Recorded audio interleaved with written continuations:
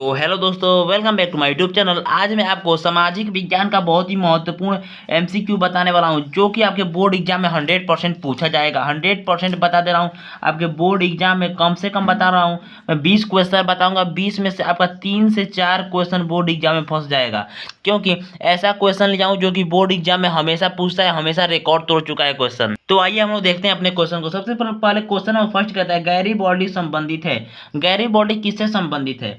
Italy के एकीकरण से, जर्मनी के एकीकरण से, या अमेरिका के स्वतंत्रता संग्राम से, या रूस की राज्य क्रांति से? वेरी वेरी इंपॉर्टेंट क्वेश्चन है। तो गैरीबॉल्डी किससे संबंधित? इटली के एकीकरण से संबंधित है। कौन? गैरीबॉल्डी। इससे आप लोग ध्यान में रखेंगे, ऑप्शन नंबर आपका करेक्ट है। उसके बाद देखिए question number second. Question number second आपका क्या कहता है? नेपोलियन का संबंध किस देश से था? जर्मनी से, इटली से, फ्रांस से, या इंग्लैंड से? तो इसका सही आंसर क्या हो जाएगा? जो नेपोलियन का संबंध था वो फ्रांस से था, यानी कि ऑप्शन नंबर सी आपका क्या हो जाएगा? करेक्ट हो जाएगा। Option number C is correct answer. उसके बाद देखिए question number three. Question number three क्या कहता है आपका? बहुत ही महत्वपूर्ण है question number three. Gandhi ji ने नमक सत्याग्रह कहाँ प्रारंभ किया था? Very very important question. ये क्वेश्चन बहुत ही महत्वपूर्ण है। इसका सही आंसर क्या हो जाएगा? पोरबंदर हो जाएगा, डांडी, चंपारण, या वर्धा? तो क्वेश्चन नंबर थ्री का जो सही आंसर हो जाएगा, ये क्वेश्चन बहुत ही महत्वपूर्ण है। इस क्वेश्चन को आप लोग हल्के मत लीजिएगा। गांधी जी ने नमक सत्याग्रह कहाँ प्रारंभ किया? पोरबंदर में प्रारंभ किया, डांडी में प्रारंभ किया, चंपारण में प्रारंभ किया, या वर्धा में प्रारंभ किया? तो इसका सही आंसर क्या हो जाएगा? ऑप्शन नंबर ख आपका क्या हो जाएगा? सही हो जाएगा, यानी कि डांडी से प्रारंभ किया क्या? ये नमक सत्याग्रह। इसे आप लोग ध्यान में रखेंगे। ये क्वेश्चन लॉन्ग आंसर में 6 नंबर का क्वेश्चन पूछा जाता है। कितने नंबर का पूछा जाएगा? नमक सत्याग्रह को संक्षेप में लिखे, यानी 6 नंबर में क्वेश्चन पूछा जाता है बोर्ड एग्जाम में। इसे भी आप लोग ध्यान में रखेंगे। महात्मा गांधी दक्षिण अफ्रीका से वापस कब लौटे थे? बहुत ही महत्वपूर्ण क्वेश्चन। 1914, 1915, 1919, या 1918? इसका सही आंसर क्या हो जाएगा? महात्मा गांधी दक्षिण अफ्रीका से वापस कब लौटे थे? इसका सही जो आंसर हो जाएगा ऑप्शन नंबर ख हो जाएगा, यानी कि महात्मा गांधी दक्षिण अफ्रीका कब गए थे? तो 1893 ईस्वी को गए थे। 1893 ईस्वी में कहाँ गए थे? दक्षिण अफ्रीका गए थे। और दक्षिण अफ्रीका से 1915 ईस्वी में क्या किए थे? लौटे थे। इसे आप लोग ध्यान में रखेंगे, यानी ऑप्शन नंबर ख is correct answer. Option number ख अब क्या है? करेक्ट है। उसके बाद देखिए क्वेश्चन नंबर 5। क्वेश्चन नंबर 5 ये कहते हैं, पेरियार रामास्वामी नायकर कौन थे? Very very important question. वैज्ञानिक थे, शिक्षाविद थे, समाज सुधारक थे, या लेखक थे? इसका सही आंसर क्या हो जाएगा? जो आपका सही आंसर हो जाएगा, जो पेरियार स्वामी नायकर थे वो क्या थे? एक समाज सुधारक थे। क्या थे? एक समाज सुधारक थे, यानी कि ऑप्शन नंबर कौन सा आपका सही हो जाएगा? ग नंबर आपका करेक्ट हो जाएगा। ऑप्शन नंबर ग is correct answer.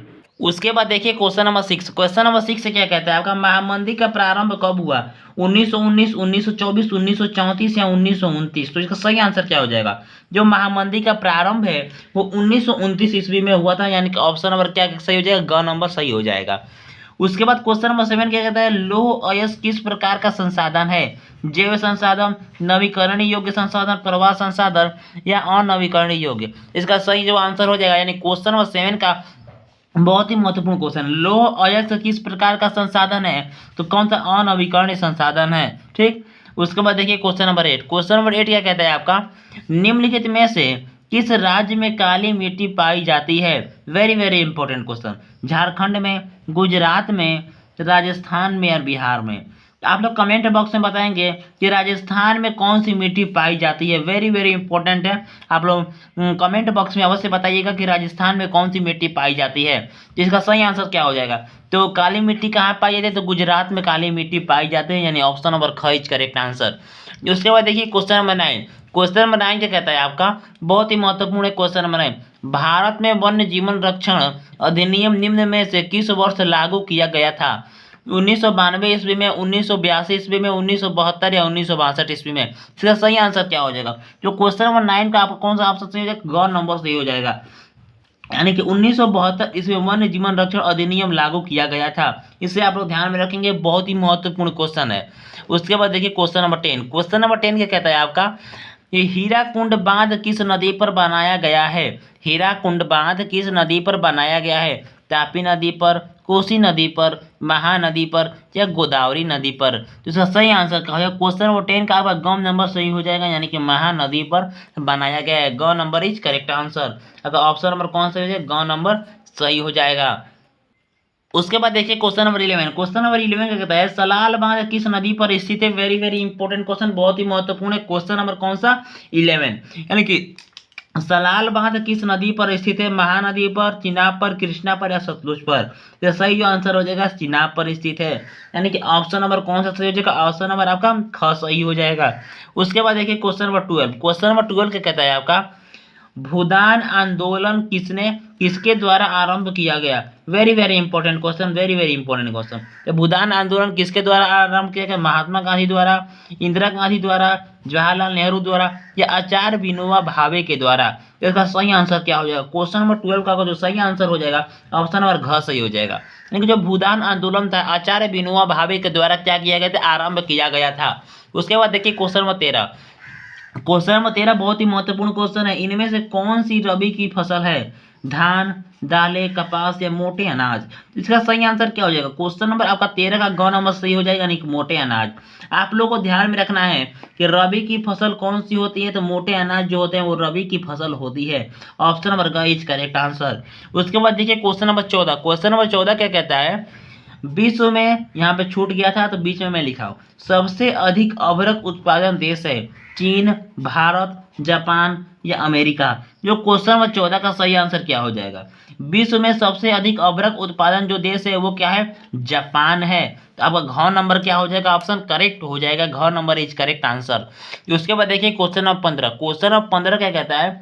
Mumbai high प्रसिद्ध है। मुंबई हाई किस लिए प्रसिद्ध है? बंदरगाह के लिए प्रसिद्ध है, पर्यटन के लिए प्रसिद्ध है या खनिज तेल के लिए प्रसिद्ध है या पर्वतीय चोटी के लिए प्रसिद्ध है? इसका सही आंसर क्या हो जाएगा? मुंबई हाई किस लिए प्रसिद्ध है? अब जो क्वेश्चन नंबर 15 का जो सही आंसर हो जाएगा आपका ऑप्शन नंबर घ सही हो जाएगा, यानी कि खनिज तेल के लिए प्रसिद्ध है। आप लोग अगर क्वेश्चन पूछा जाएगा पेट्रोलियम सबसे ज़्यादा भारत में कहाँ पाया जाता है? आपका सही जो आंसर होगा कि खनिज मुंबई में पाया जाता है। मुंबई में सबसे अधिक पेट्रोलियम तेल पाया जाता है। उसके बाद देखिए क्वेश्चन नंबर 16। क्वेश्चन नंबर 16 बहुत ही महत्वपूर्ण क्वेश्चन है, very very important question. Question number 16, पूर्वोत्तर रेलवे का मुख्यालय कहाँ है? रेलवे का मुख्यालय कहाँ है? कोलकाता में है, गोरखपुर में है, बरौनी में है या मालेगांव में है? जो सही आंसर क्या हो जाएगा? आपका जो सही आंसर हो जाएगा ऑप्शन नंबर ख सही हो जाएगा, यानी कि जो पूर्वोत्तर रेलवे का जो मुख्यालय है कहाँ पे? गोरखपुर में है। उसके बाद देखिए क्वेश्चन नंबर 17, भारत का सबसे लंबा राष्ट्रीय राजमार्ग क्या है? NH7, NH1, NH32 या NH8? इसका सही आंसर क्या हो जाएगा? तो अब क्वेश्चन नंबर 17 है, क्वेश्चन नंबर 17 का कौन नंबर सही हो जाएगा? यानी कि NH7, यानी कि NH जो 7 है भारत का सबसे राष्ट्रीय यानी कि सबसे लंबा मार्ग है। ठीक, उसके बाद देखिए क्वेश्चन नंबर 18। क्वेश्चन नंबर 18 क्या कहता है? वर्तमान समय में विश्व के कितने राष्ट्र संघीय शासन व्यवस्था में है? 50, 45, 35 या 25? इनमें से कितने? 50 राष्ट्र है, 25 राष्ट्र, 45 या 35? तो ये बहुत ही महत्वपूर्ण क्वेश्चन है। क्वेश्चन नंबर कौन सा? 18 नंबर। इसका सही आंसर हो जाएगा 25, यानी कि जो 25 राज्य हैं वो क्या है? संघीय शासन व्यवस्था में है। उसके बाद देखिए क्वेश्चन नंबर 19। क्वेश्चन नंबर 19 क्या कहता है आपका? लोकतंत्र की तीसरी लहर निम्न में से किस से संबंधित है? किस देश से संबंधित है? भारत से, बांग्लादेश से, बोलीविया से या नेपाल से? तो इसका सही आंसर क्या हो जाएगा? आपका जो सही आंसर हो जाएगा ऑप्शन नंबर क सही हो जाएगा, यानी कि नेपाल से संबंधित है। उसके बाद देखिए क्वेश्चन नंबर 20। क्वेश्चन नंबर 20 क्या कहता है आपका? नेपाल में लोकतंत्र की स्थापना कब हुई?